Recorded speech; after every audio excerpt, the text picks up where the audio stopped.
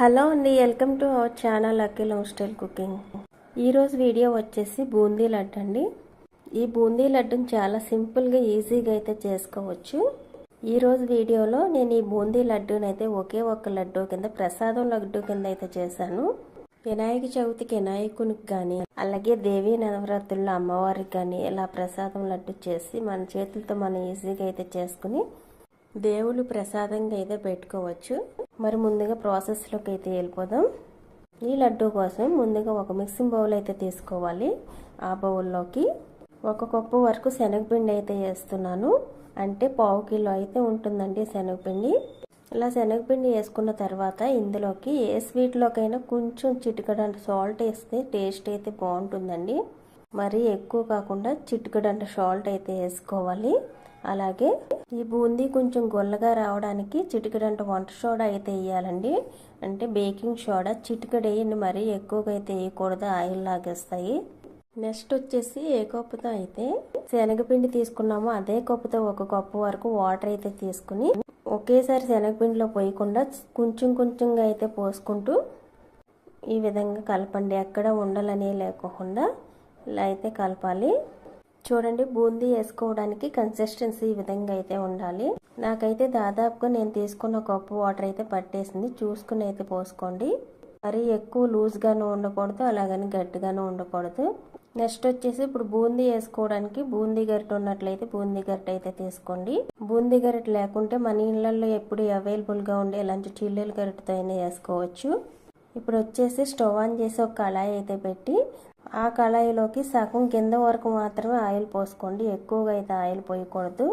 మనం బూందీ వేసినప్పుడు ఆయిల్ అయితే పొంగుతుంది పైకి, కాబట్టి ఆయిల్ తక్కువగా అయితే వేసుకోండి. ఈ ఆయిల్ బాగా వేడైన తర్వాతే బూందీ వేసుకోవాలి. హై ఫ్లేమ్లో అయితే బాగా వేడవ్వాలి. మీకు బాగా కాగిందో లేదో తెలియాలంటే కొద్దిగా పిండి అయితే వేసి చూడండి. పైకి తేలినట్లయితే ఆయిల్ బాగా కాగినట్లు, ఆ పిండి ముద్ద పైకి తేలినట్లయితే కొంచెం సేపు అయితే కాగనివ్వండి. ఈ బూందీకి మెయిన్ ఆయిల్ బాగా హీట్ అవ్వాలండి. హీట్ అయిన తర్వాతే బూందీ అయితే వేసుకోవాలి. ఇప్పుడు ఆయిల్ పైన బూందీ గరిటె అయితే పెట్టేసి ఆ గరిటెలోకి కొద్దిగా పిండి అయితే వేసుకుని ఈ విధంగా అయితే వేయాలి. చూడండి, బూందీ గరిటెలోంచి ఆల్రెడీ పిండి అయితే జారుతూ ఉంటుంది. మనం పిండి వేసిన తర్వాత అదే పిండి గరిటెతో లైట్గా అయితే ఫ్రెష్ చేయండి. ఒకే చోట అయితే వేయకండి, ముద్ద ముద్దలుగా అయితే పడిపోతుంది. ఇలా ఆయిల్ సరిపడా బూందీ అంతా వేసిన తర్వాత వెంటనే తీసేయాలి. లడ్డూకి క్రిస్పీగా అయితే అవ్వకూడదండి బూందీ అయితే. ఇలా హై ఫ్లేమ్లో పెట్టి ఫ్రై చేస్తున్నాం కాబట్టి ఈ బూందీ లడ్డూకి వేసిన వెంటనే అయితే తీసేయాలి, లేకుంటే కార బూందీలా క్రిస్పీగా అయితే వచ్చేస్తుంది. చూడండి, బూందీ తీసేటప్పుడు స్టైనర్లో కానీ జాలిగరిలో కానీ తీయండి, ఎక్స్ట్రా ఆయిల్ అయితే వచ్చేస్తుంది.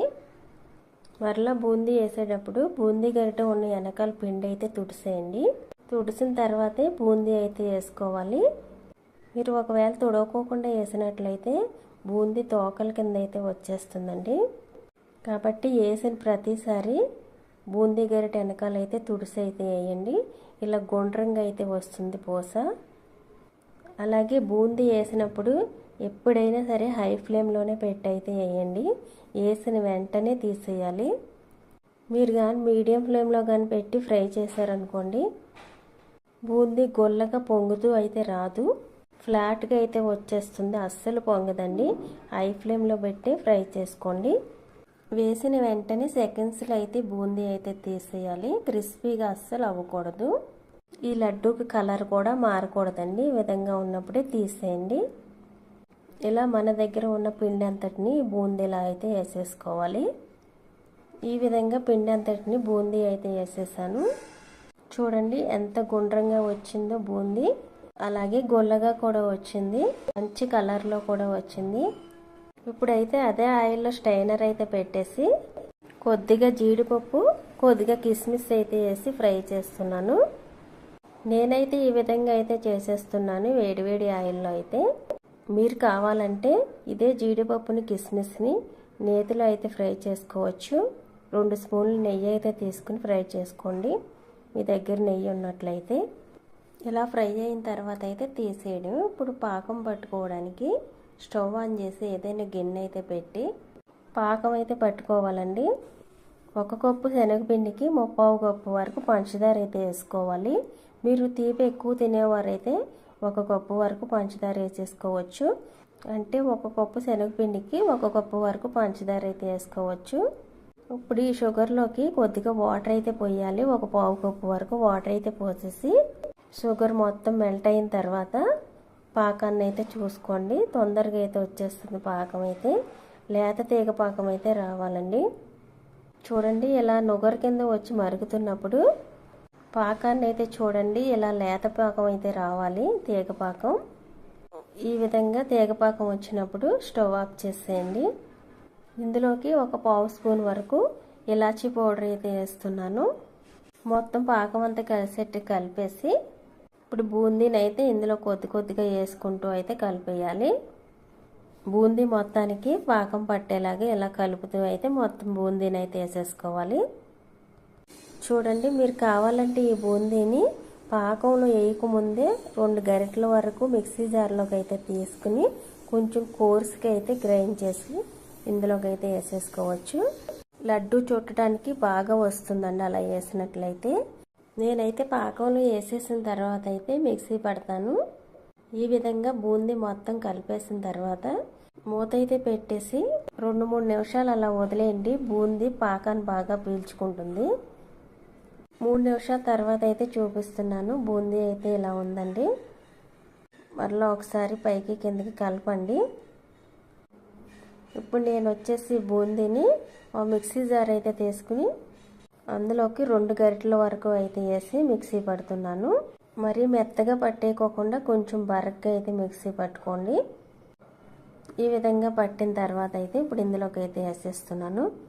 ఇలా చేయడం వల్ల మనం ఉండలు చుట్టేటప్పుడు లడ్డూలు చాలా బాగా అయితే వస్తాయి. ఇప్పుడు ఫ్రై చేసి పెట్టిన జీడిపప్పు కిస్మిస్ని కూడా వేసేసుకుని మరొకసారి అయితే బాగా కలపాలి. ఇలా కలిపిన తర్వాత మీరు కావాలంటే ఏ సైజెస్లో అయినా లడ్డూలు అయితే చేసుకోవచ్చు. నేనైతే ఒకే లడ్డు అయితే చేస్తున్నానండి. ప్రసాదం లడ్డు కింద అయితే చేస్తున్నాను. ఒక కవర్ అయితే తీసుకుని దానిలోకి అయితే మొత్తం బూందీని అంతటిని వేసేస్తున్నాను.